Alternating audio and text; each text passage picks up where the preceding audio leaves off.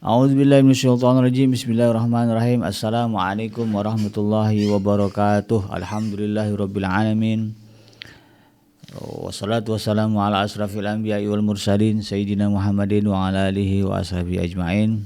Allahumma alimna ma yanfa'una wanfa'na bima 'allamtana wa zidna ilma wa arana al-haqqa haqqa warzuqna ittiba'ah wa arana al-batila batila warzuqna ijtinabah. Rabbi shrah li sadri wa yassir li amri wahlul 'uqdatam min lisani yafqahu qawli. Rabbana innana amanna faghfir lana dzunubana wa qina adzabannar.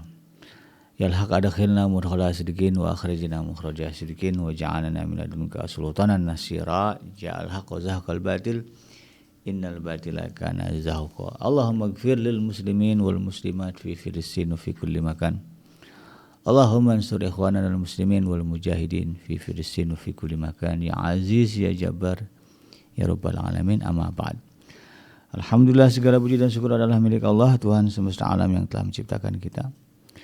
Dan karena rahmat dari Allah Subhanahu wa taala, hari ini kita kembali dipertemukan Allah di channel kesayangan kita, yaitu channelnya iDream TV, dalam program Tarbiyatul Aulad, ya, di mana kita akan mempelajari bagaimana langkah-langkah yang efektif, efisien dan sesuai dengan syariah, ya, yang diajarkan dalam Islam untuk membesarkan dan mendidik anak-anak kita agar lahir, tumbuh dan berkembang menjadi pribadi-pribadi yang saleh. Jangan lupa kita baca salawat dan salam. Allahumma salli ala Sayyidina Muhammad wa ala ali Sayyidina Muhammad. Assalamualaikum ayuhan Nabi wa rahmatullahi wabarakatuh. Ya, semoga Allah terima dan dilimpah curahkan kepada para nabi dan para rasul, ya, yang dikhususkan terutamanya kepada Rasulullah Muhammad SAW. Dan semoga kita termasuk orang yang akan berbahagia nanti ketika berjumpa dengan Allah, dijauhkan dari siksa api neraka dan dimasukkan ke dalam surganya Allah Subhanahu wa taala. Dan pada akhirnya kita dipertemukan dengan Rasulullah SAW, insyaallah. Amin ya rabbal alamin. Sahabat iDream yang dirahmati Allah, di manapun Anda berada, dalam kesempatan kali ini dalam program Tarbiyatul Aulad fil Islam, kita melanjutkan apa yang disampaikan, ditulis, ya, oleh ulama besar, ya, yaitu Syekh Dr. Abdullah Nasilwan dalam buku yang berjudul Tarbiyatul Aulad fil Islam, pendidikan anak di dalam Islam, ya, karena memang Islam adalah agama yang syumul, agama yang sempurna, ya, juga bersifat universal, gitu. Maka dunia pendidikan juga tidak luput dari bimbingan, ya, pembahasannya di dalam Islam, ya. Bahkan teori-teori pendidikan di dalam Islam, itu terbukti, ya, kebenarannya, terbukti keampuhannya. Ya, kalau tujuan pendidikan itu melahirkan orang baik, maka Islamlah, ya, yang bisa membuktikan dengan ajarannya, ya, akan lahir anak-anak yang kemudian menjadi pribadi-pribadi yang baik. Ya, baik dari segi sudut pandang moral, ya, moral masyarakat, maupun baik, ya, dalam sudut pandang fitrah, ya, atau kejadian alaminya manusia. Ya, karena kalau kita perhatikan manusia ini pada dasarnya baik, ya, lahir dalam keadaan baik. Kalau kita lihat nggak ada, ya, anak-anak, ya, bayi lahir tuh mukanya jahat, gitu, ya, atau sanggup melakukan kejahatan, tidak ada. Ya, pada dasarnya baik. Nah, inilah yang kemudian disempurnakan oleh ajaran Islam, ya. Nah, sahabat iDream yang dirahmati Allah, ya, di manapun Anda berada, di dalam bukunya Syekh Dr. Abdullah Nasilwan, ya, di episode terakhir kemarin kita sudah bahas tentang bagaimana, ya, upaya kita mencegah anak-anak kita terjerumus, ya, dari pergaulan bebas. Maka di episode kali ini kita akan mengulas tentang tanggung jawab, ya, penumbuhan kesadaran intelektual. Jadi Islam juga, ya, mengatur bagaimana kemudian agar penganutnya, yaitu umat Islam ini, menjadi orang-orang yang intelek atau memiliki intelektualitas yang tinggi, ya, berkualitas, ya. Orang-orang yang cerdas, ya, dan kecerdasannya tidak hanya sebatas kecerdasan ilmiah, ya, tapi juga kecerdasan amaliyah. Ilmunya lahir dari kecerdasan dia, kecerdasan akalnya, kemudian amalnya lahir dari kecerdasan spiritual dia. Nah itu jelas ya disebutkan di dalam dirinci di dalam ajaran Islam. Maka dari sini kemudian ya, sebagai orang tua yang ingin melahirkan anak-anak yang berkualitas ya secara keimanan maupun juga secara kecerdasan, maka ada langkah-langkah yang harus kita pastikan untuk kita jalankan ya, dan kita terapkan kepada anak-anak kita. Ini sebagaimana disebut oleh Syekh Dr. Abdullah Nasirwan di dalam bukunya ini. Beliau mengatakan di antara bentuk tanggung jawab ya yang besar yang dipikulkan oleh agama Islam di atas pundak para pendidik ya dan juga para orang tua ya adalah menumbuhkan kesadaran berpikir anak ya, semenjak mereka masih kecil. Ya, jadi menumbuhkan kesadaran berpikir, ya kan, berbicara intelektualitas. Jadi Islam itu menekankan itu ya kan, nanti setelah dewasa ini aktivitas berpikirnya lebih banyak lagi. Ya, jumlah ayat Al-Quran aja kan jumlahnya berapa? 6.000 lebih lah ya, atau ada yang mengatakan 4.000 lebih jumlah ayatnya. Jumlah ayatnya sekian banyak. Ribuan ayat yang harus kita pahami, yang harus kita cerna dalam pikiran kita untuk kemudian menjadi sebuah pemahaman, menjadi sebuah ilmu yang akan mendekatkan diri kita kepada Allah Subhanahu wa taala. Maka wajar kalau kemudian saya Dr. Abdullah Nasirwan mengatakan demikian ya, bahwa salah satu tanggung jawab yang dipikul oleh orang tua ya di dalam mendidik anak adalah bagaimana anak-anaknya kemudian bisa menjadi anak-anak yang memiliki kesadaran berpikir dari kecil. Ya. Jadi diajarin mikir dari kecil supaya nanti kalau sudah besar sudah terbiasa ya. Dan nanti datang ayat nyangkut di dalam pikirannya, kenapa ayat ini membahas tentang gajah misalnya, kenapa ayat ini enggak ngebahas tentang dinosaurus misalnya. Yang dibahas gajah itu dipikirin sama dia. Dengan ada surah Al-Fil gitu ya. Jadi ini menjadi sebuah tanggung jawab besar yang harus diperhatikan ya, oleh kita para orang tua. Jangan sampai kemudian luput ya. Gini ya, konsentrasi kepada bagaimana misalnya ibadahnya rajin gitu ya. Diajarinnya fikih ibadah, diajarinnya fikih muamalah. Tapi lupa kemudian untuk mengajarkan ya, kecerdasan berpikir ya. Lupa mengembangkan anak-anak ini supaya jadi orang-orang yang kritis. Ya, karena kita sibuk dengan itu tadi ya. Nah ini nggak boleh ya, harus diimbangkan ya. Nah, bagaimana supaya anak-anak nanti secara amaliyah bagus ya, dengan segala perbuatan ibadahnya sesuai dengan bimbingan syariat. Namun di sisi lain juga kemudian intelektualnya berkembang ya, sehingga dia tidak gampang ditipu ya, tidak gampang dibeli ya, idealismenya kuat. Nah ini yang ingin kita inginkan ya, lahirnya anak-anak yang berkualitas, anak-anak yang memiliki karakter yang tangguh ya. Karena itu kemudian ya, kata saya Dr. Abdullah Nasirwan ya, beliau mengatakan dengan Islam, apa maksudnya dengan ajaran Islam ini ya, nanti para anak-anak ini akan diajarkan bagaimana mereka menghubung-hubungkan ya antara kehidupan mereka dengan agama. Ya, ketika mereka misalnya jadi pejabat ya, mengurusi perundang-undangan negara ya, kalau dia memiliki intelektual yang bagus dan basicnya ya, pijakannya adalah Al-Quran, Islam, dia akan kait-kaitkan ya bagaimana kemudian ya kebijakan-kebijakan ini selaras ya dengan ajaran agama ya, gimana Islam memiliki spirit ya,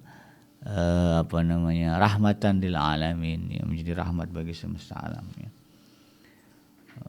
Jadi dikaji-kaji ya. Jadi pun dia misalnya peneliti sejarah, maka dia akan mengaitkan bagaimana sejarah terjadi di dalam realitanya dengan apa yang digambarkan dalam Al-Quran sebagai sebuah perbandingan ya. Al-Quran mengatakan di zaman Nabi Allah Nuh pernah banjir.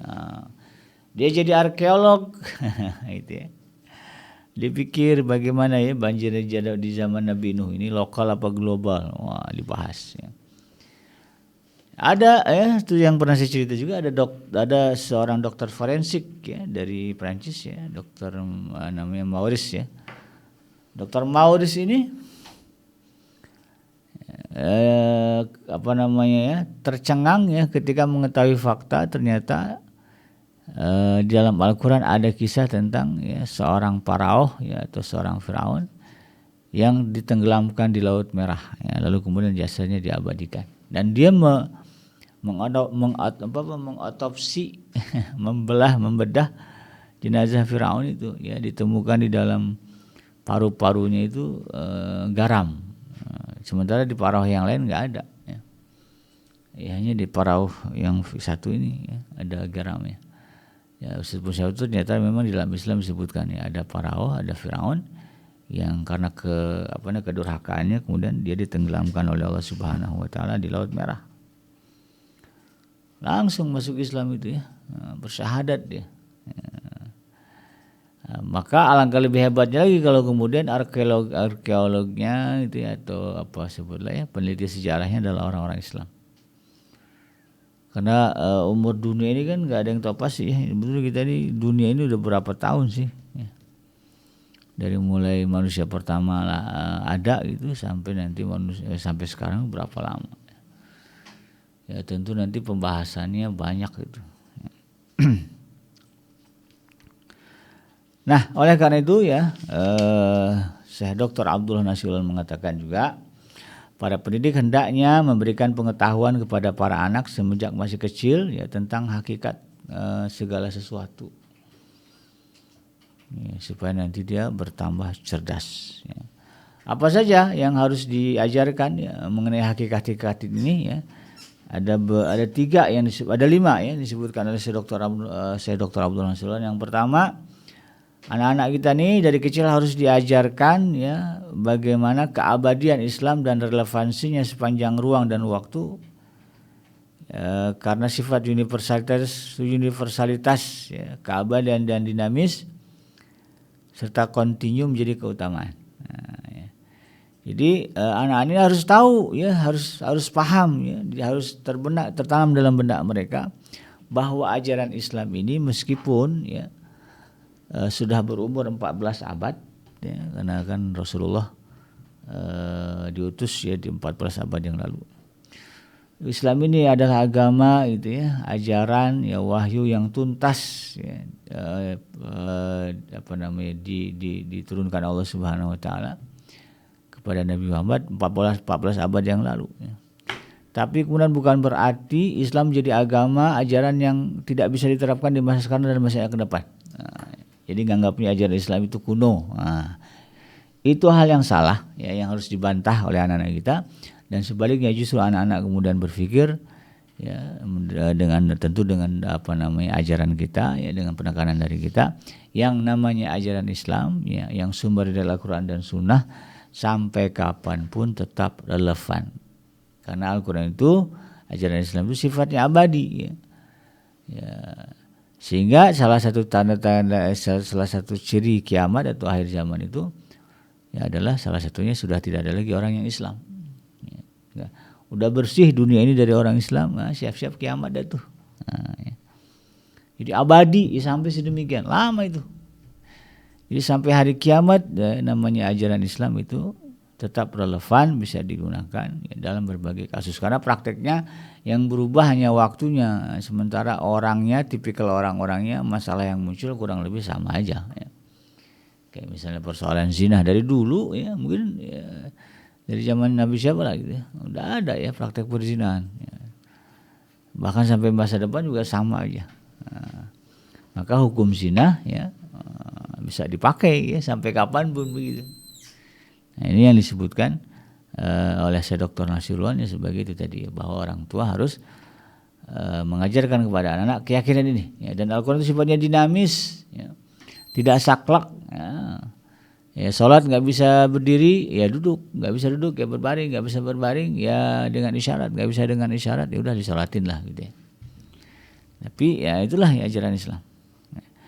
Kemudian yang kedua ya, menurut saya Dr. Abdullah Nasiruan, apa yang harus diajarkan kepada anak-anak kita dalam rangka menumbuhkan ya kesadaran intelektualnya adalah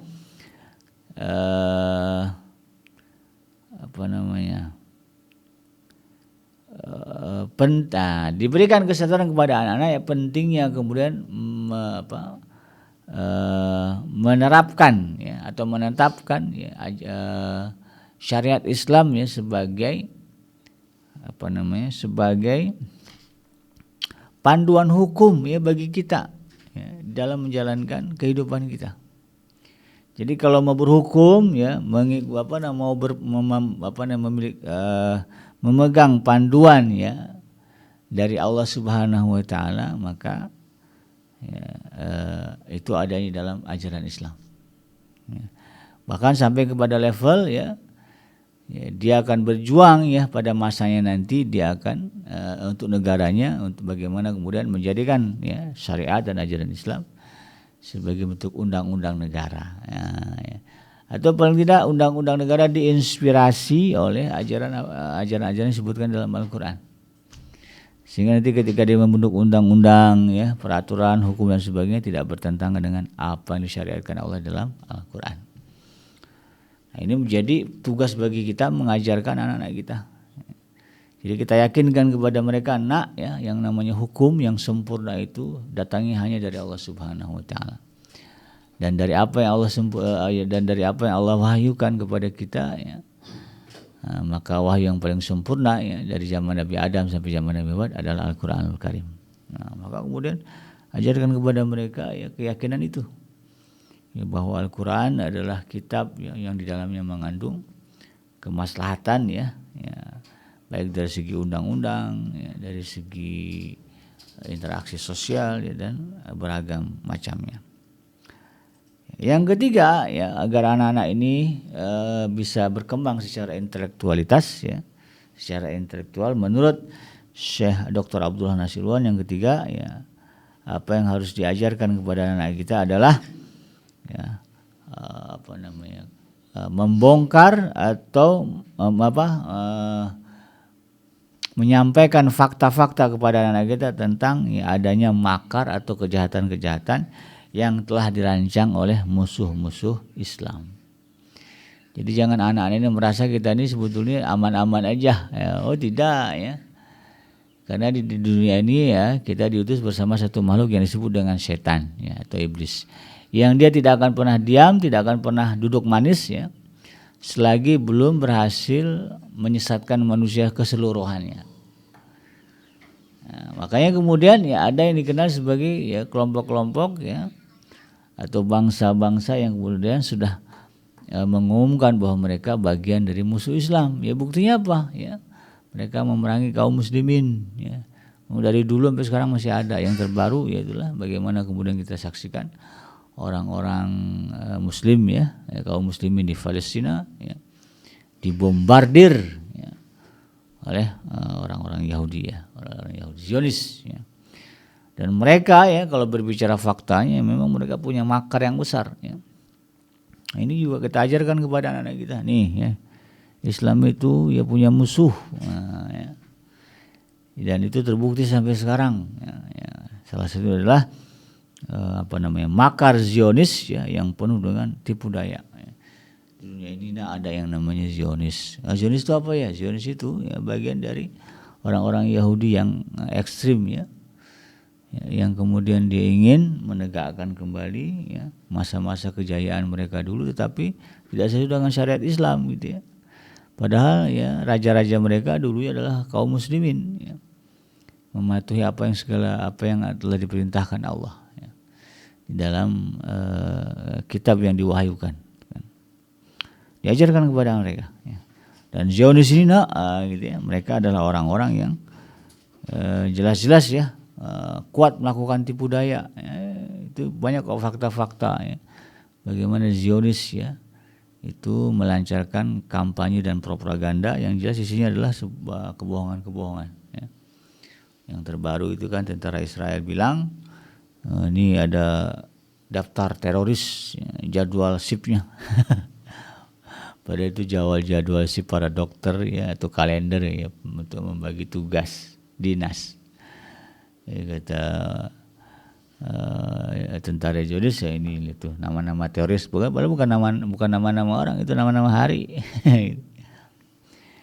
Ya, mereka itu betul-betul ya dari disebutkan ya, di dalam Al-Quran selalu melakukan makar, ya. Tipu daya ya, bahkan ya, secara ekonomi mereka juga kemudian menghisap kekayaan kaum muslimin ya. Ya, kayak misalnya kita di Indonesia kan kita pernah dijajah ya oleh bangsa asing ya, betul-betul mereka menguras apa yang kita punya ya, bahkan peninggalan-peninggalan sejarah ya kita adanya di Belanda. Ya, kalau kita mau belajar tentang sejarah bangsa kita melalui peninggalan-peninggalan moyang kita ya harus ke Belanda, padahal yang punya kita, tapi kemudian yang menguasai orang Belanda. Ya, kekayaan ya oleh Zionis itu betul-betul kekayaan orang Islam itu dihisap ya, dihabiskan ya, itu mereka harus tahu ya. Kemudian juga ya makar-makar dari musuh-musuh agama Islam lainnya ya, yang kemudian begitu dengan keji ya, berusaha merendahkan ajaran Islam, merendahkan kesucian Islam, sehingga kemudian mereka ya melakukan berbagai macam cara, ya menghalalkan berbagai macam cara demi menjatuhkan marwah Islam dan juga umatnya. Ini mereka harus paham ya, sehingga ketika mereka berinteraksi dengan non muslim ya mereka bisa memilah dan memilih siapa yang bisa dijadikan teman, siapa yang tidak. Ya. Khawatirnya nanti kalau dia tidak pandai membedakan ya justru dia yang kemudian ditarik ya ke dalam ajaran agama yang lain. Yang keempat kata Syekh Dr. Abdullah Nasiluan ya terkait dengan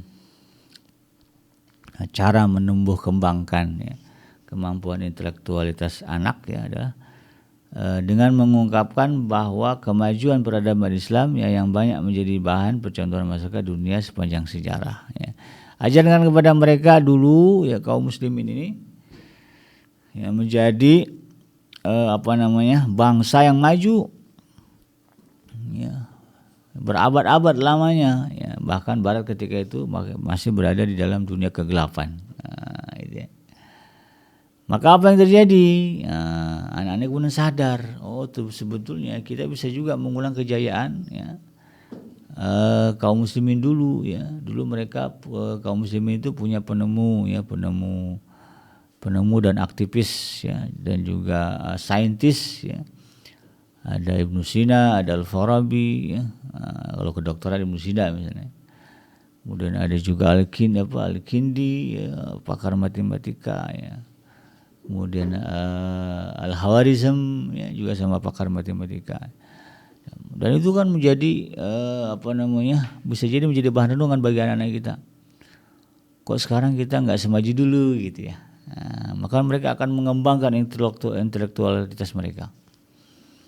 Dan syukur-syukur kalau kemudian di tangan mereka ya kejayaan kaum muslimin dahulu ya bisa dibangkitkan kembali ya. Jadikan itu sebagai bahan diskusi dengan anak-anak kita. Cerita aja ya. Umat Islam ini dulu ada ini siapa ini sebutkan namanya. Ceritakan kisahnya satu persatu. Nah, ya. Makanya kemudian hazanah pengetahuan ke orang tua muslim harus banyak ya, jangan kalah sama anak. Hazanah pengetahuan kita harus luas ya, menyangkut berbagai hal. Nah, kemudian yang kelima kata Syekh Dr. Abdullah Nasiluan ya tentang bagaimana cara mengembangkan intelektualitas pada anak adalah dengan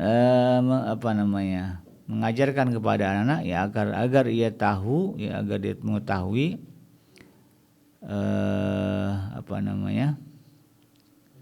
bahwa kita adalah satu umat yang tidak akan memasuki panggung sejarah bersama dengan Abu Jahal, Abu Lahab dan Abu Ubay bin Khalaf ya. Tetapi ya kita akan memasuki panggung sejarah dunia bersama dengan Rasulullah SAW dan Abu Bakar As-Siddiq ya, serta sahabat-sahabat yang lain yang mulia ya. Jadi kalaupun katakanlah ya dulu ada tokoh namanya Abu Bakar, Abu Jahal, Abu Lahab ya, tentu kita tidak berada di barisan mereka. Ya, mereka adalah orang kafir kepada Allah dan Rasulnya. Nah, kita harus berada di belakang barisannya Rasulullah dan kaum muslimin ya, dalam rangka membangun peradaban dunia ya, di masa yang akan datang atau juga di hari ini. Ya. Ini yang kemudian kita harus pahami dan kita sadari. Ya. Nah, kata Syekh Dr. Abdul Nasiruan beliau mengatakan ya dasar upaya pembangunan kesadaran berpikir ini adalah hadis yang diriwayatkan oleh At-Tabrani dan juga dari Sayyidina Ali bin Abi Thalib. Ya, secara marfu' beliau mengatakan begini. Ya, adibu auladakum ala salasi khasal ya. Didiklah anak-anak kalian, nih kalimatnya di sini kalimat adibu ya. Didiklah anak-anak kalian dengan adab gitu, dengan penuh adab gitu ya. Bisalasin hisal ya, dengan 3 perkara ya, 3 hal. Apa itu? Ya, hubbi nabiyikum ya, mencintai nabi kalian ya, berarti mencintai Rasulullah SAW, mencintai para nabi dan para rasul sebelum Rasulullah SAW gitu ya. Kemudian wahibbu ali baiti ya, dan juga mencintai keluarganya ya, keluarga Nabi dalam hal ini yang terdekat keluarga Nabi Muhammad SAW ya, mencintai mereka gitu ya. Kemudian watilawatil Quran, dan kegemaran ya mereka membaca Al-Quran. Ini yang kemudian harus dijadikan sebagai acuan bagi kita orang tua ya. Kalau bicara target, saya ingin mendidik anak saya menjadi yang soleh, targetnya apa ya, ya supaya bisa diukur. Oh, targetnya adalah anak ini setelah kita ajarkan, kita didik ya, kita bawa ngaji, maka kemudian dia semakin memiliki kesadaran ya, yang tinggi begitu kan ya, di dalam membaca Al-Quran ya, di dalam memahami Al-Quran ya, itu indikatornya begitu. Tiap pagi dia buka mushaf ya, kalau di handphone dia sedang dengerin qiraah ya. Kalau di mobil yang di setel tilawah juga gitu ya. Kalau di kamar dia tuh ada mushaf gitu kan, dan mushafnya sampai lecek gitu karena sering dibuka. Karena ada banyak juga rumah yang punya mushafnya masih bagus-bagus, masih mulus-mulus ya, karena nggak pernah dipegang. Jadi jangan bangga ya, di rumah kita ada mushaf bagus rapi gitu, padahal umur udah 5 tahun di dalam rumah.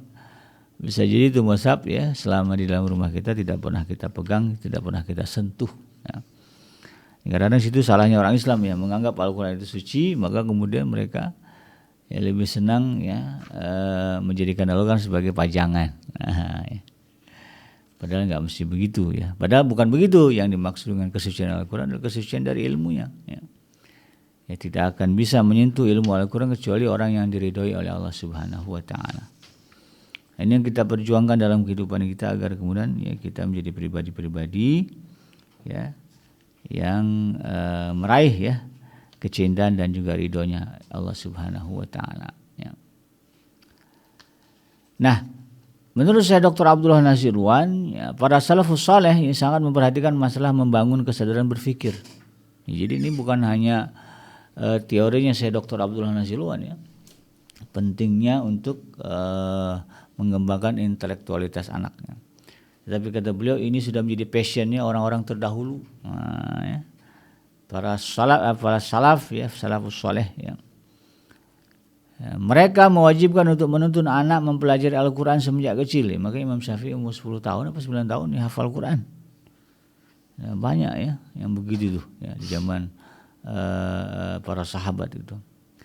Mereka juga mengajarkan seni perang, yang ngaji Al-Quran iya, kemudian secara fisik juga mereka diajarkan tentang bagaimana seni berperang. Ya. Itu orang-orang dulu begitu tuh, ya, di zaman Rasulullah SAW. Ya kita juga sama di zaman Belanda ya. Makanya kan ada ilmu kebal itu ceritanya begitulah ya. Ya, dulu ulama kita mengajarkan kepada anak-anak muda mereka ya, agar kemudian menjadi pribadi yang tangguh ya, yang siap ya berperang melawan penjajah. Nah, adalah beberapa riwayat ya yang disebutkan di dalam hadis Rasulullah SAW ya, dan insyaallah ya yang dikutip oleh Syekh Dr. Abdul Nasiruan ini adalah hadis-hadis yang bisa dipertanggungjawabkan ya.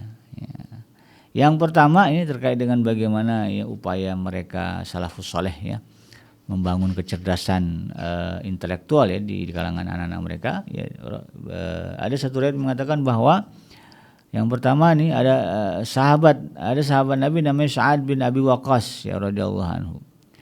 Dia mengatakan kami mengajarkan kepada anak-anak kami seni perang. Seni perang Rasul ya, sebagaimana kami mengajarkan mereka surat Al-Quran. Ya, jadi orang Islam itu tangkasnya tidak hanya jiwanya saja, tetapi fisiknya juga tangkas. Imam Al-Ghazali memberikan nasihat. Ya, apa kata beliau? Ya, beliau mengatakan ajarkanlah anak-anak Al-Quran dan Al-Quranul Karim, gitu ya. Kemudian hadis-hadis Nabi, kisah-kisah orang-orang soleh, kemudian beberapa hukum agama. Itu kata Imam Al-Ghazali. Kemudian Ibnu Khaldun di dalam kitabnya juga di dalam kitabnya di mukadimahnya menerangkan ya pentingnya mengajar anak-anak Al-Quran dan menghafalkannya. Bahkan Ibnu Khaldun juga menjelaskan bahwa mempelajari Al-Quran itu adalah fondasi belajar di semua disiplin ilmu ya, di berbagai negara Islam ya. Hal ini karena ia merupakan syiar agama yang bisa menanamkan keimanan. Yang keempat, Khalifah Hisam bin Abdul Malik pernah menasihati pendidik anaknya yang mengajarkan Al-Quran terlebih dahulu ya. Kemudian syair yang bagus, baru kemudian retorika, kemudian mempelajari sejarah dan juga mengajarkan akhlak ya, dan menuntunnya dalam dan menuntunnya untuk bisa bergaul dengan sesama manusia ya. Tidak pilih siapapun dia bergauli sepanjang itu tidak mengundang kemurkaan dari Allah Subhanahu wa taala. Itu yang dilakukan oleh para ulama dulu ya. Di zaman salafus saleh ya, bagaimana mereka ya punya keseriusan ya di dalam mendidik anak-anak mereka menjadi pribadi-pribadi yang saleh. Makanya kemudian setelah ya para sahabat wafat semua ya, masih ada orang-orang baik yang disebut dengan tabi'in. Ya, setelah tabi'in wafat masih ada lagi kemudian lapisan berikutnya ya, para pengikut tabi'in.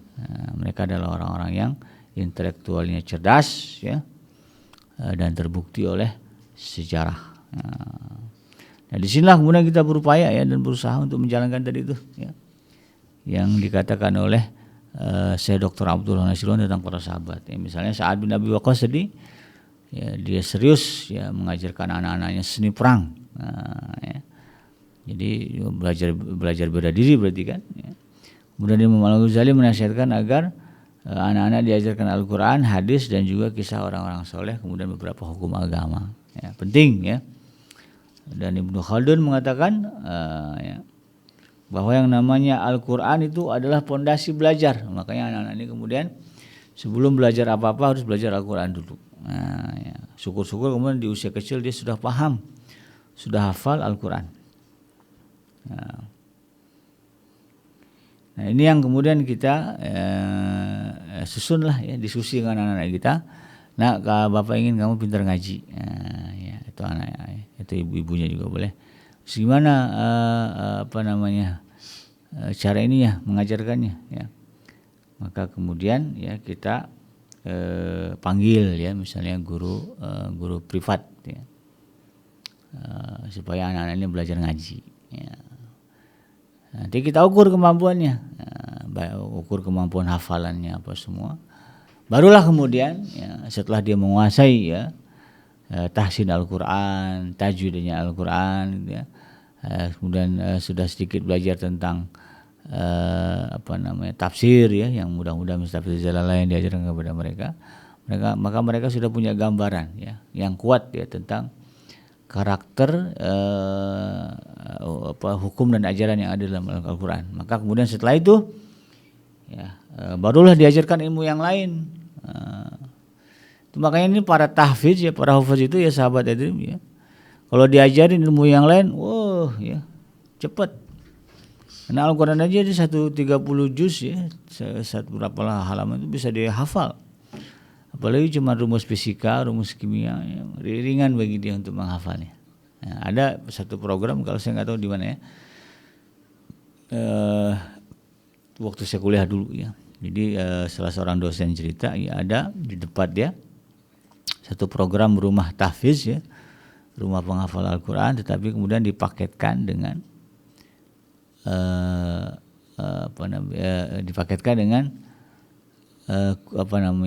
ilmu-ilmu umum. Jadi anak-anak ini nanti diharapkan apa? Secara agama mereka hafal Quran, ya. Kemudian secara intelektual ya, kemampuan berpikir dia bisa apa namanya menguasai ilmu-ilmu umum. Dan saya termasuk orang yang meyakini ketika anak-anak ini sudah akrab dengan Al-Quran, ya, dia menguasai banyak ayat di dalam Al-Quran, di dalam pemikirannya. Ketika diajarkan ilmu yang lain maka akan mudah dia serap. Diajarin jadi insinyur, ya, diajarin jadi dokter, gampang, ya, jadi mudah bagi mereka. Tidak kesulitan, ya, karena Al-Quran yang tebal saja mereka bisa hafal, ya, dan mereka juga bisa paham. Bahkan ada anak-anak yang ya, disebut penggalan Al-Quran ayat berapa disambung nyambung, ya, ayat sebelumnya ayat sesudahnya gitu kan. Tapi sayangnya kemudian ilmu mereka ya tidak diwariskan, ya. Makanya kita orang tua murid ya, sebagai orang tua kalau kita memiliki kemampuan itu ya jangan kemudian dibiarkan hilang begitu saja, ya. Kita wariskan kepada anak-anak kita, ajarkan kepada anak-anak kita, ya bapak juga dulu sama kayak kamu nak belajar ngaji gitu ya. Makanya bapak sekarang gitu kan gitu ya, bisa jadi insinyur, bisa jadi dokter karena bapak dulu hafal Al-Quran atau paling tidak pernah menghafal Al-Quran. Jadi anak-anak kalau kita tanya kamu mau jadi apa, aku ingin jadi ini pak, misalnya gitu, ingin jadi itu mah gitu ya. Kalau dia bicaranya tentang apa namanya satu skill ya, atau cita-cita mungkin sebagai insinyur, dokter ya, atau juga mungkin jadi pilot ya, jadi angkasawan katakanlah begitu, kan cita-citanya tinggi gitu ya. Maka motivasi mereka, kamu harus kuat ngafalin Al-Quran, ya, supaya apa? Supaya dimudahkan oleh Allah Subhanahu Wa Taala mengingat ya berbagai rumus-rumus ya yang diajarkan di dalam ilmu IPA, di dalam ilmu fisika, di dalam biologi, ya, sehingga akan menambah kekuatan kepada anak kita untuk meraih mimpi mereka menjadi orang-orang yang memiliki kedudukan yang tinggi, ya. Nah, itulah ya 5 hal yang diterapkan oleh Syekh Dr. Abdullah Nasilwan untuk kita coba tiru juga di keluarga kita ya, di dalam mengembangkan intelektual ya, atau kesadaran berpikir anak-anak kita ya, sehingga mereka tumbuh nanti menjadi pribadi-pribadi yang tidak mudah ditipu, tidak mudah dipengaruhi, tidak mudah digoda ya, karena mereka memiliki intelektual yang tinggi, kualitas berpikir yang luar biasa ya, dan memiliki sudut pandang yang tajam ya, dalam berbagai hal. Demikian sahabat dan yang dirahmati Allah ya, mudah-mudahan bermanfaat ya. Insyaallah kita akan sambung pada pertemuan berikutnya. Yang benar datangnya dari Allah Subhanahu Wa Taala dan yang salah semata-mata lahir dari kealfaan dan kehilapan saya pribadi. Saya Bikanyi pamit undur. Subhanaka Allahumma rabbana wa bihamdika asyhadu an la ilaha illa anta astaghfiruka wa atubu ilaik. Walhamdulillahirabbil alamin. Wassalamualaikum warahmatullahi wabarakatuh.